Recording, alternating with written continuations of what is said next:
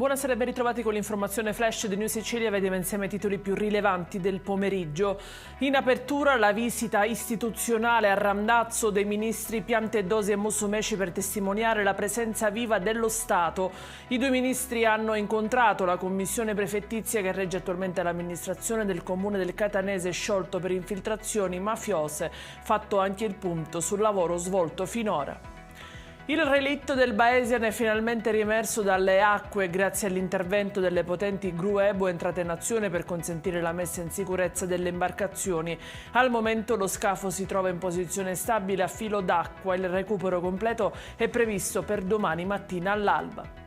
A Palermo la Polizia di Stato ha smantellato una pericolosa banda specializzata in furti d'auto, danneggiamenti e tentate estorsioni. 7 i soggetti arrestati, tutti residenti nel quartiere Borgo Nuovo. Fondamentale per le indagini la denuncia di una donna che si è vista rubare l'auto e poi richiedere dei soldi per riaverla indietro.